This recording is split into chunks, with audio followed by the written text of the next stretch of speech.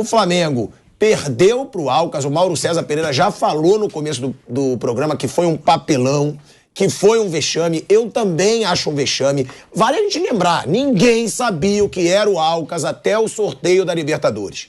O Alcas nunca jogou uma Libertadores. Como disse o Mauro, o Alcas jogou com um atacante obeso. Obeso, não era gordo.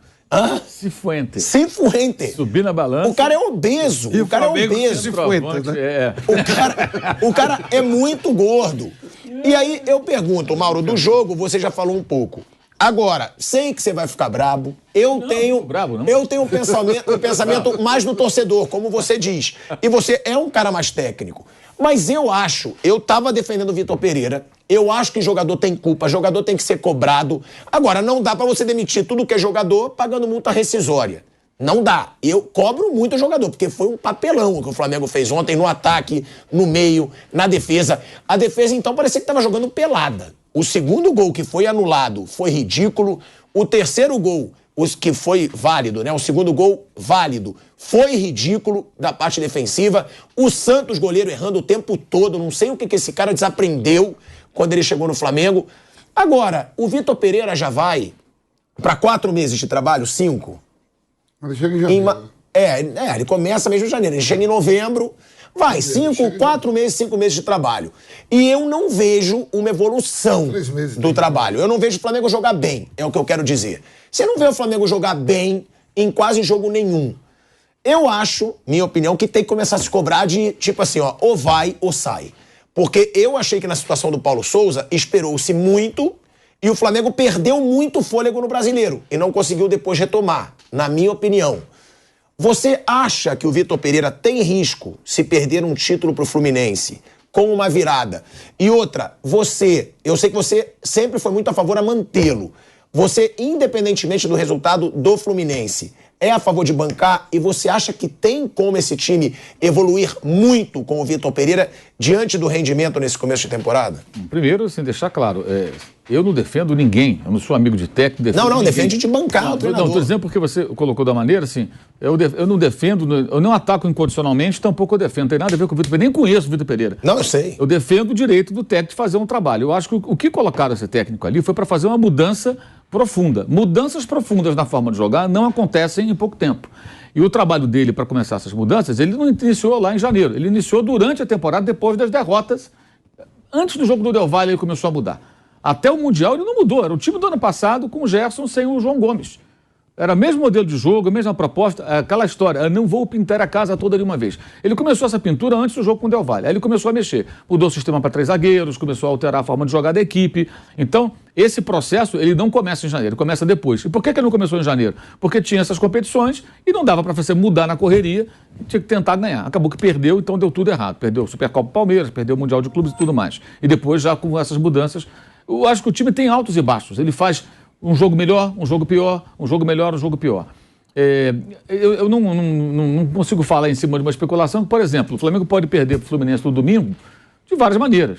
Pode perder jogando ridiculamente, pode perder com jogadores de má vontade, pode perder numa situação de erro de arbitragem. Então não dá para falar o que vai acontecer. Depende muito do roteiro, do que pode, do que vai acontecer. Né? E eu acho que se você contrata um técnico para fazer uma mudança profunda, é o segundo ano que o Flamengo faz isso. Paulo Souza foi contratado para isso e o Vitor Pereira também. Ou você tem paciência ou você não faz isso nunca.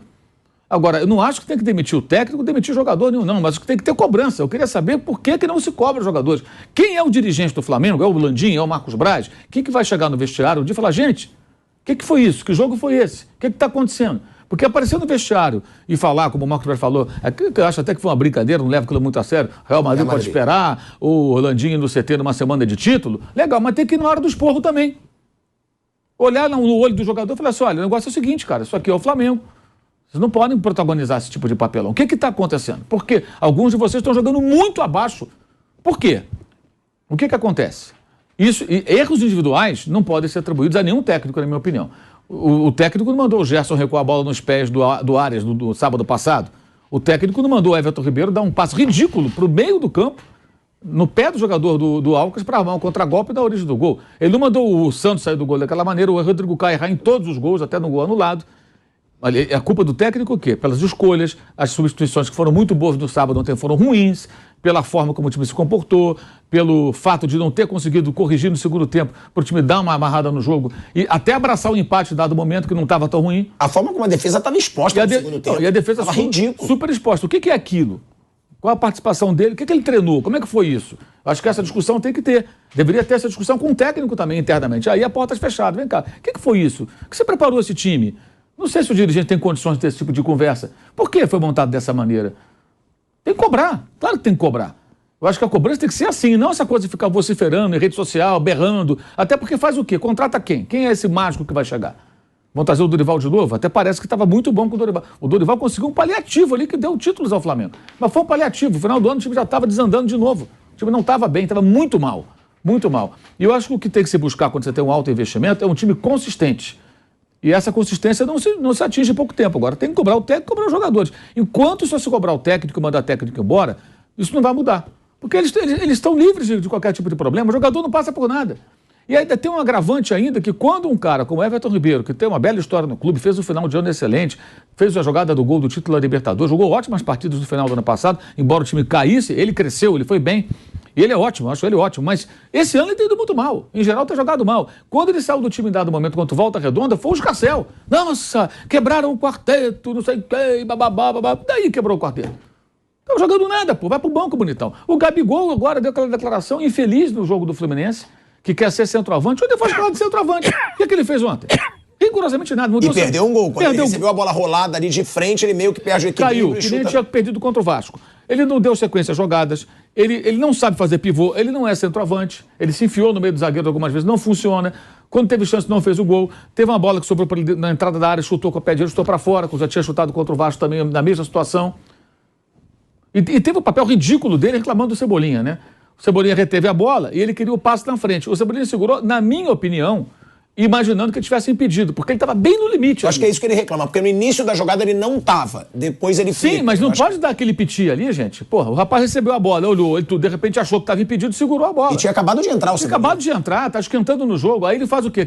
Ele joga o quê? A torcida contra o jogador, o colega? Que capitão do time é esse, meu irmão? O cara usa a braçadeira, ele não estava com a braçadeira, mas ele veste a braçadeira muitas vezes.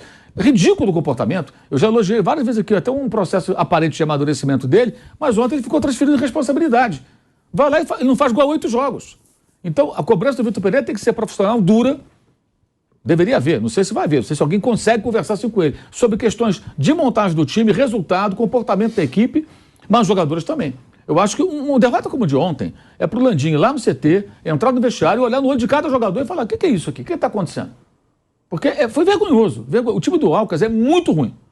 É pior que o Alcas, só o outro lá do grupo, lá, o Noblense. Até o Guerreiro fez gol ontem. O Racing ganhou de 2. Você viu o gol do Racing? Ah, você viu, claro. Você é torcedor do Racing. Chutou lá do o Flávio me mostrou. Ele fez o gol. E depois o Guerreiro fez o segundo gol. O time é fraquíssimo lá, tá todo remontado, time chileno. Joga em Concepción, nem joga na sua cidade, que é Chilian, que é 1h30. Então, estádio maior, não tem pressão de torcida quase. Foi uma vitória fácil do Racing, é o time mais fraco do grupo. E o Alcas também é fraco. Também é fraco. Mesmo na altitude, não se justifica o que foi visto ontem. Então, acho que fica muito tudo em cima do técnico e para o jogador é muito conveniente isso. Tem que ter cobrança em cima do jogador também. Claro que tem que ter. Há quantos anos essa história se repete? Foi com o Domenech, aí melhorou depois com o Rogério, piorou depois com o Rogério, depois melhorou, ganharam o Brasileiro.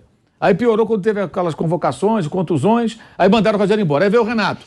Aí os jogadores voltaram. Aí teve um start lá com o Renato que foi bom. Depois começou a cair e tudo. Aí não renova com o Renato. Atrás o Paulo Souza. Ah, os caras não gostaram. Demite o Paulo Souza. Aí traz, então, depois do Paulo Souza, o Dorival Júnior. Aí o Dorival começa ali, perdeu uns jogos, aí veio o jogo do Atlético. Aí se mobilizaram contra o Atlético na volta. O jogo do inferno. Aí o Flamengo ganhou. Ali deu uma despertada. Aí engatou ali uma boa sequência, o futebol do time cresceu. Aí avançaram, ganharam os títulos das duas Copas, mas já jogando mal. Final do ano, ninguém queria jogar. Ninguém queria jogar. Os jogadores se deram férias. Os caras voltaram de Guayaquil, não foram treinar mais. Ficaram de folga. Depois tiveram 42 dias. Olha só quanta coisa. O Vitor Pereira não estava lá. O Paulo Souza já tinha ido embora. Então o problema não está nesses caras só, não. Tem coisa maior. Agora, Mundial em fevereiro, né? O Mundial chegando. E o Mundial que as pessoas dão importância colossal ao Mundial de Clubes, né? Então, se você olhar, tem muitos problemas. O Paulo Souza foi embora e as coisas se repetem. O Vitor Pereira pode mandar embora segunda-feira. Campeão carioca ou não. Ganhou, levantou a taça ou não levantou. Obrigado, aí tá aí a multa, bonitão, tchau, acabou, benção. Vem Dorival de volta, o João da Silva, Domenech, sei lá, traz outro técnico, qualquer um, para trazer o time do Flamengo. Beleza. Os problemas vão se repetir.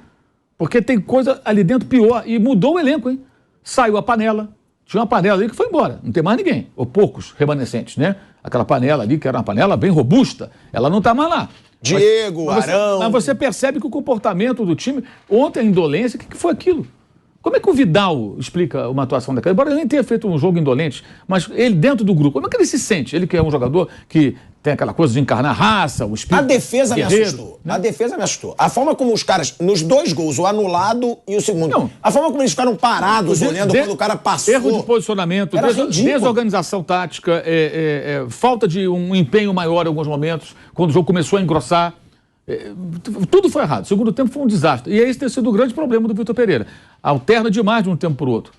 E agora, eu acho que o grande problema é que o torcedor do Flamengo, especialmente o Flamengo, ele não entende o quão ele faz mal ao Flamengo batendo só no técnico. Quer criticar o técnico? Desce a mamona.